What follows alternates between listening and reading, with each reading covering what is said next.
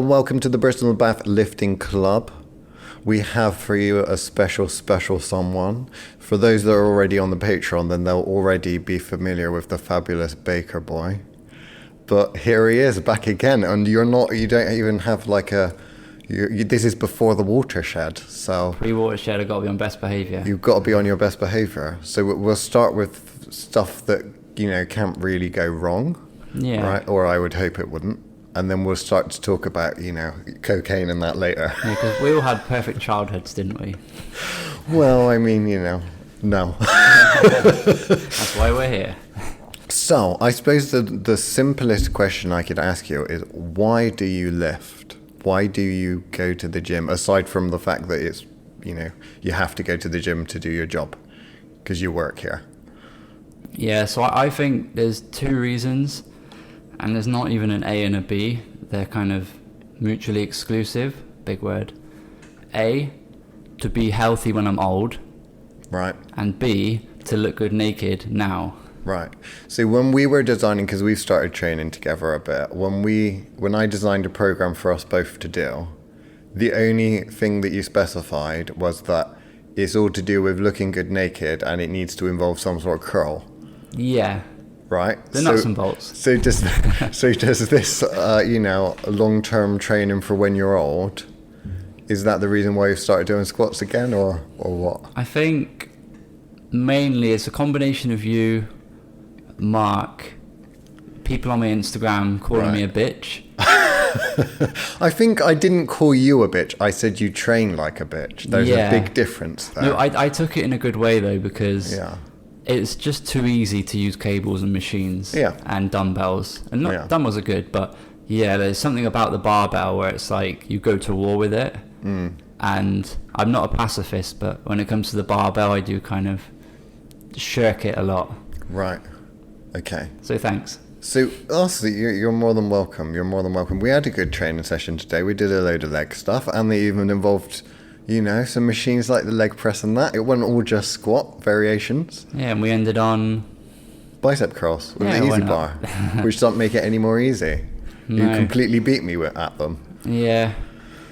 Right, so what about back in the day then? So when did you first start actually lifting? Was it like kid in a room doing push-ups, or is your first kind of actual experiences lifting going to a proper gym? No, so it's kind of like an anime film, where it's like I was a really small, weak child. Right. I wouldn't say I was bullied terribly, but things got a bit worse into my teenage years, and I was really small. So then I used to watch wrestling, which is kind of this homoerotic dance. It is kind of, essentially, isn't it? With these greased up 250-pound men with tattoos. Yeah. So I probably got some issues from watching a lot of that. Right. But one of the things I did notice was like I wanted to be sort of big when I was older. And I knew nothing about nutrition, knew nothing about training. We're not that old, but this is kind of pre-internet fitness community. Yeah. And certainly pre-having a computer or a laptop, because my family weren't very rich.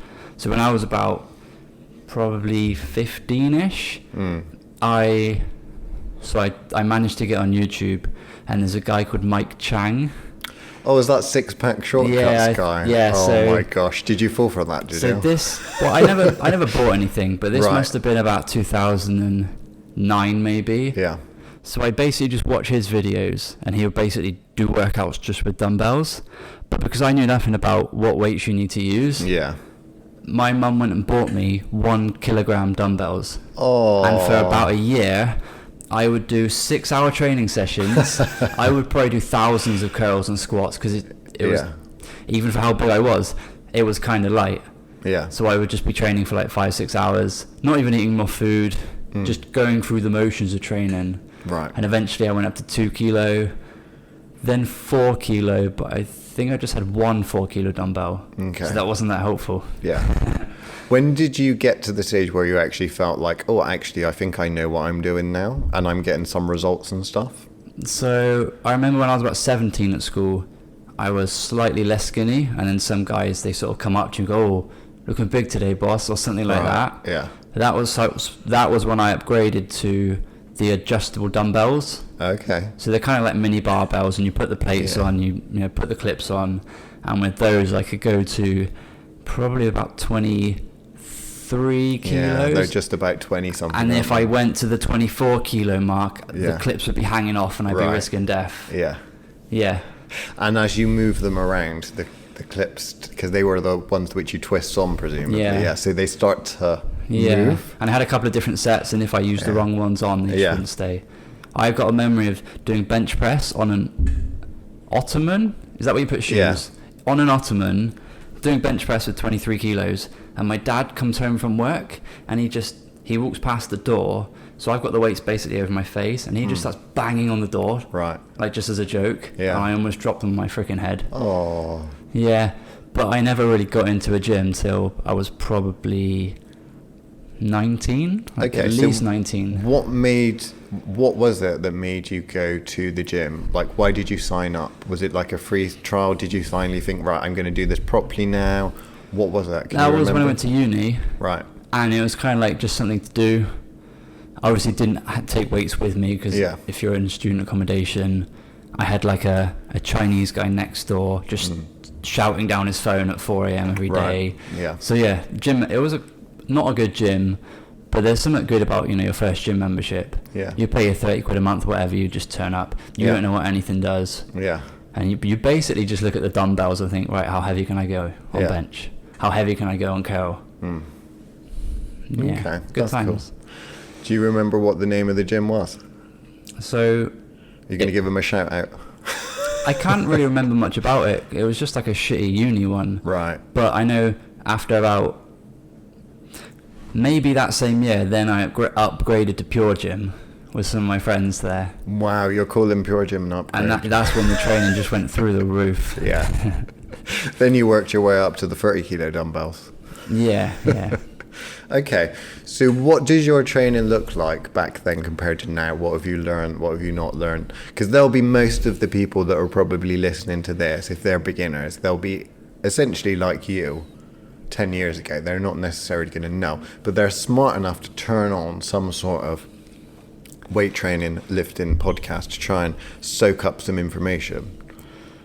Yeah, and you've come to the right place. Yeah. So don't go to Mike Chan, come to us. Yeah, to be honest, my training back then is probably not too dissimilar to what it's been since, really. Right. I mean, I've obviously got more knowledge. Yeah.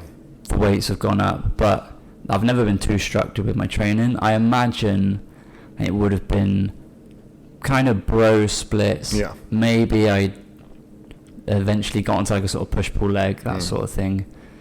But yeah, I never had a coach. So did you ever write things down, though? Are you guilty of not writing things down? Things were not written down. Right. Because we have memory. Yeah. And that was my thought. That's terrible. I mean, it's one of those super simple things that everyone, like every coach says, have a training program, write it down. Even if you are literally just writing down what you've done, at least that is a record, because so much information you can kind of glean from what you're failing at or how... the sort of information that comes out of it's seeing it down there on paper, even if you still remember it, is a little bit different, I think. I think the reason I never really tracked anything is because when I was at school, I was like really in good shape, like athletically. So I'd be doing like long distance running. Yeah. I'd be doing sprints. So when I was strength training, I was like, well, if I just try and get heavier and lift weights, that it wasn't a strength goal. It was just a general like get bigger. So I think it's easier to sort of drift with that goal. Because if you're powerlifting, you have to track the numbers. If you're just bodybuilding but not particularly recreational, then that's what most guys do, and it's kind of easy to get lost.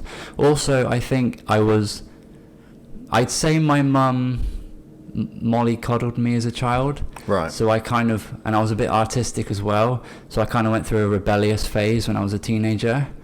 What with poster paints? Yeah.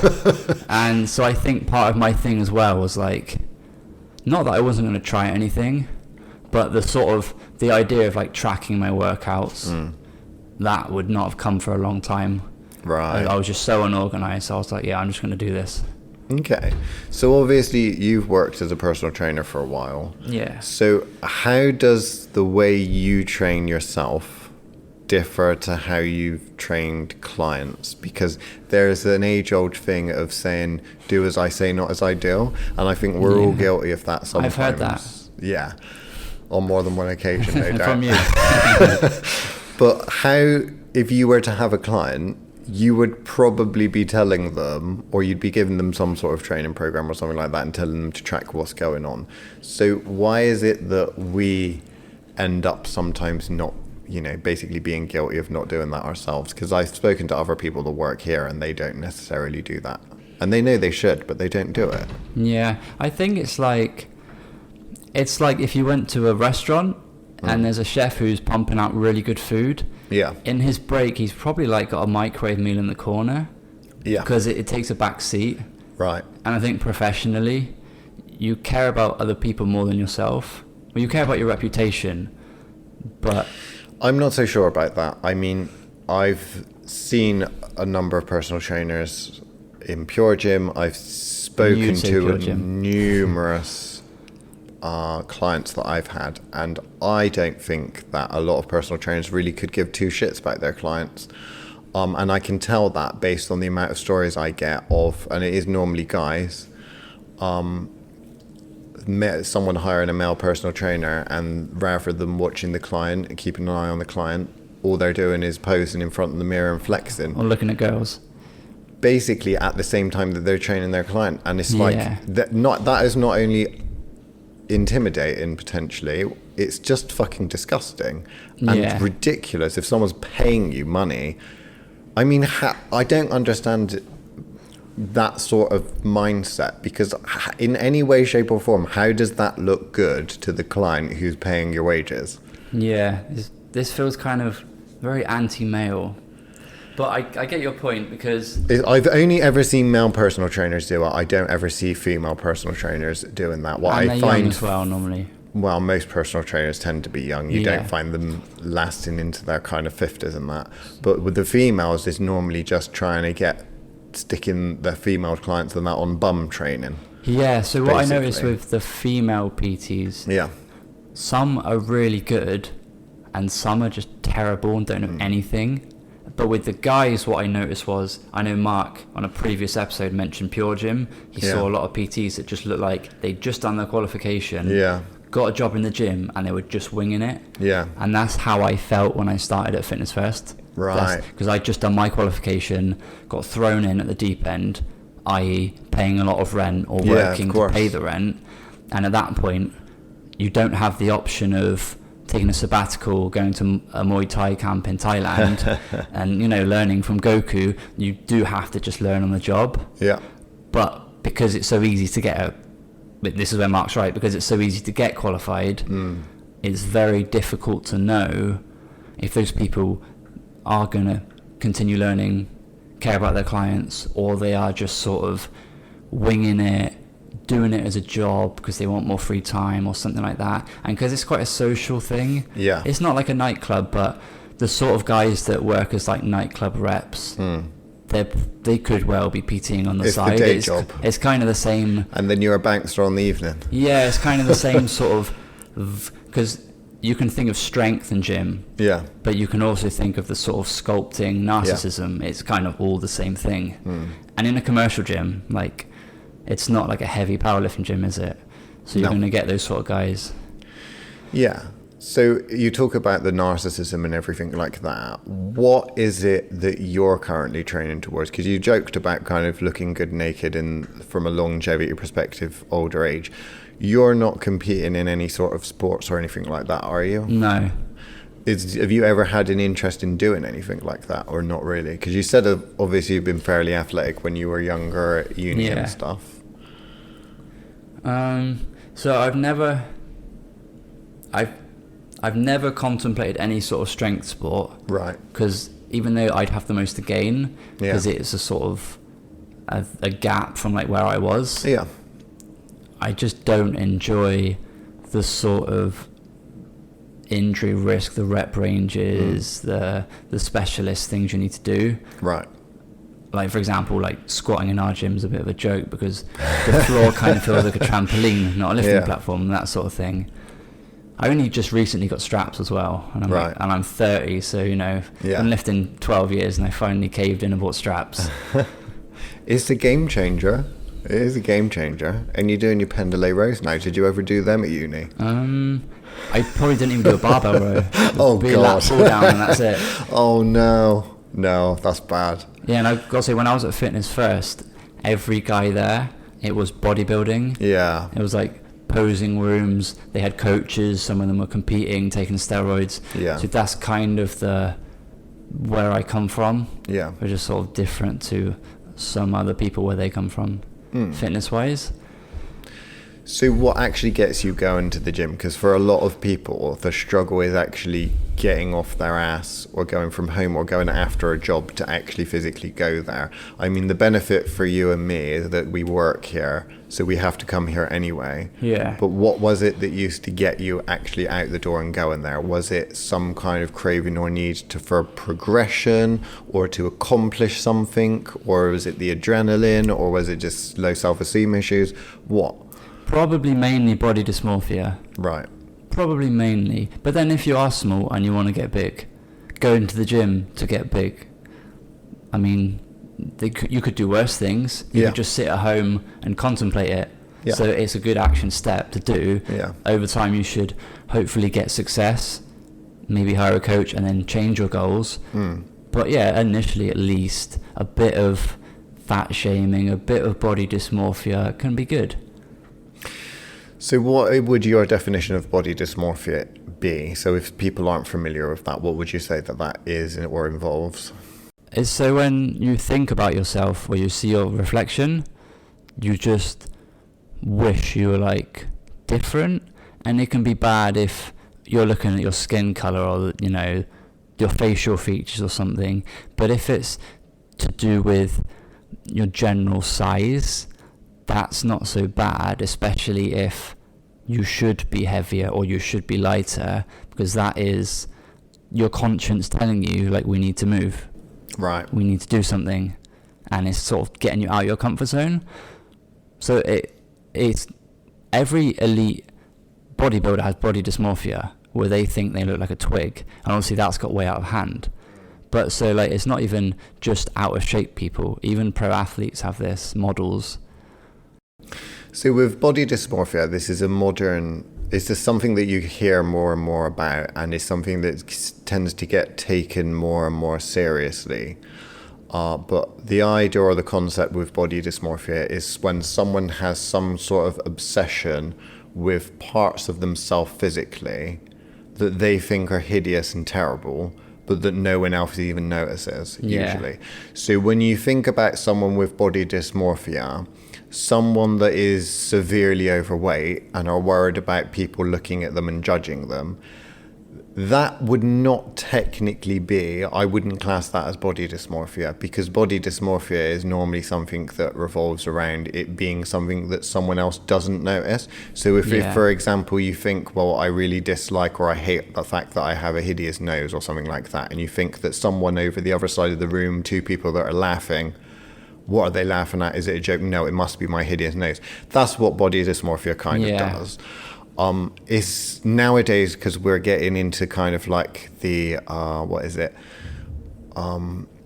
be proud of who you are, whoever you are, whatever you are. Swinging the other way, isn't it? Well, I mean, it's a very difficult conversation for a lot of people to have nowadays, because there's health and what's considered health from a medical perspective, but then there's also what you feel comfortable with. So you can health. Either feel comfortable with yourself when you're unhealthy and say, I'm healthy at any size, or, you know, any condition, or you could end up, and you can lie about that because you could potentially not be feeling that on the inside. I mean, it's one of those things that's really difficult. Body dysmorphia is a fascinating thing to navigate, and something that everyone in, I think, fitness will come in to meet people that have various different, you know, forms of body dysmorphia and severity and stuff like that. It's kind of like all these transformation packages, a lot of that's based on. So would you still say you've got body dysmorphia or not? No, I wouldn't say I've got it now. I think as I got older, I did fill out. Right. So was it at its height, it was basically what you'd probably class as situational? So it's the fact that you want to be a certain thing, or you want to look a certain way, and that you end up getting there and then you feel like, actually, yeah, that's okay. I think when I was younger, because I was quite social, I went out a lot, I drank a lot. Yeah. When you're so social, there's kind of this ego with it. Right. Where you like, yeah, you don't want people to like, laugh at you or whatever. And as a guy, you kind of don't want to be in a situation where you're like, getting held down by somebody getting punched. Yeah. And you can't really do anything about it.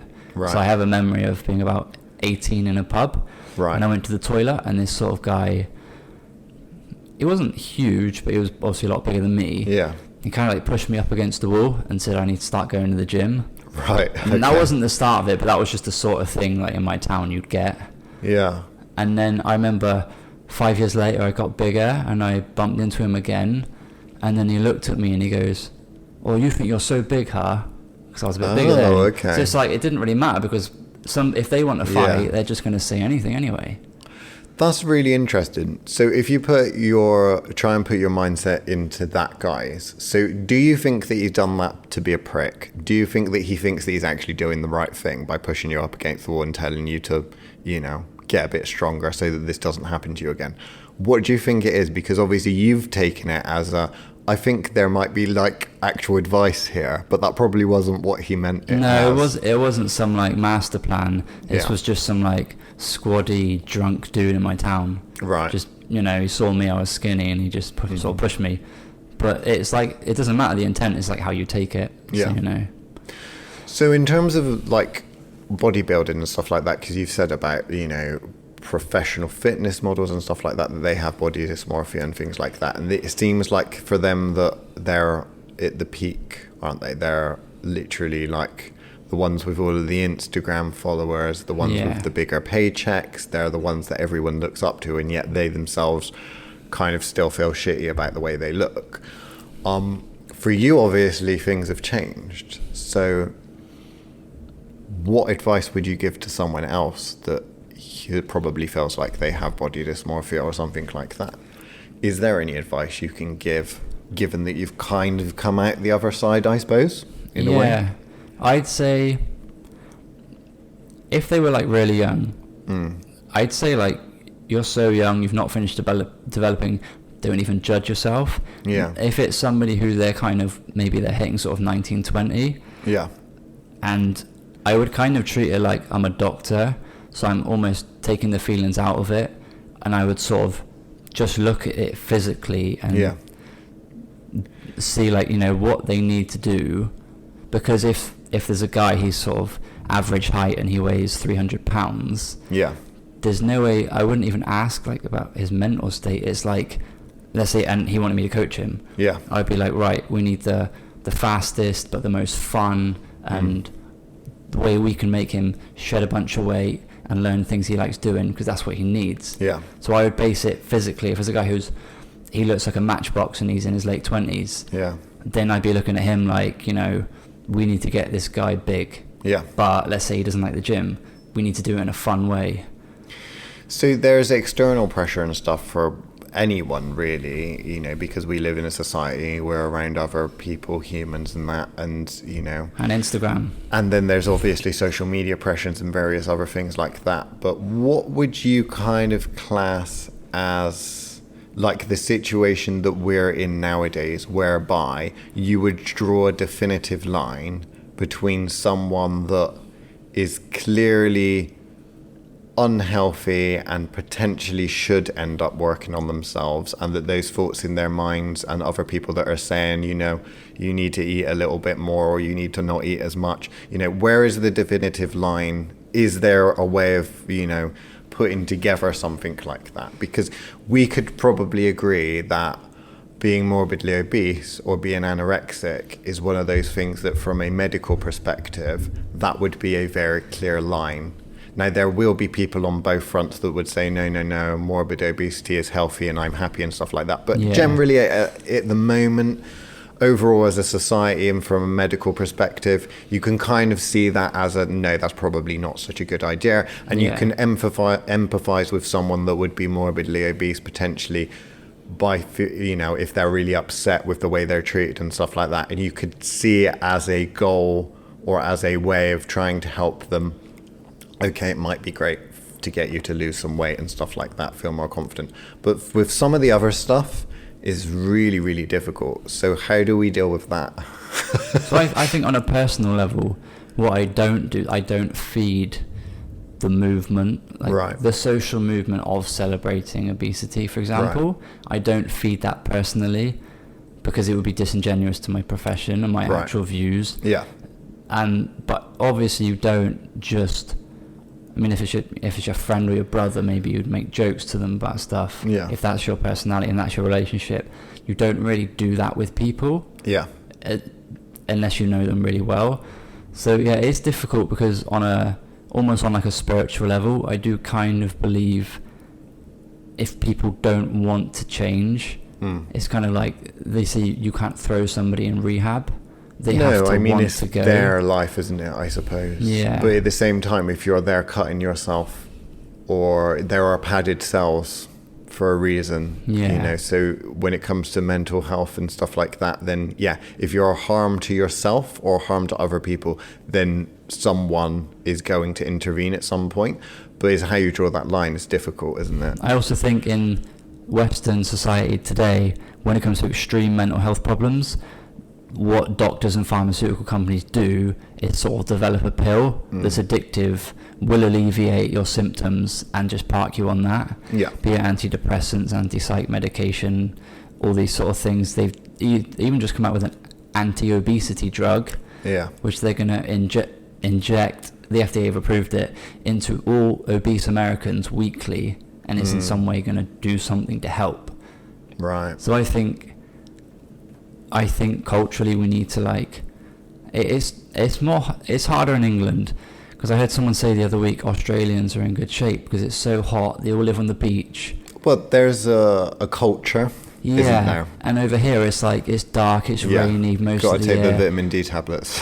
Yeah, we also, well, no one does, including me. But yeah, we also just have just the most unhealthy food. Like you go into any shop and it's just rows of crisps and beer and chocolate, and there is food that you deem healthy. A, it's probably covered in chemicals, and B, it's processed stuff, isn't it? And to people that have grown up eating all this pizza fingers and sausage rolls, like the thought of just eating grilled salmon and salads and shakes and it's like they would rather die than do that. So until we can sort out the food we eat, we need to get children playing more sport. I think a lot of kids are sat in religion lessons and these sort of things, and all they want to do is be outside playing football.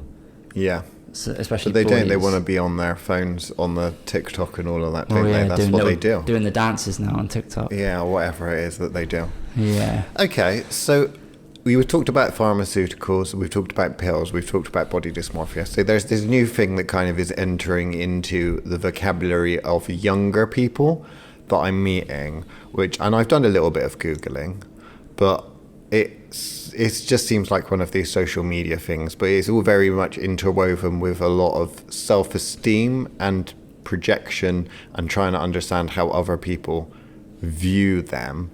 And there's these two pills that I've heard of. There's this thing called the red pill, and there's this thing also called the black pill, which I found interesting because from the Matrix movies, from what I remember, there was a red pill and a blue pill. The red pill is the wake up and listen, and the blue pill is the carry on in your sleepy simulation type thing. Great movie. But this idea is a really, really great trilogy.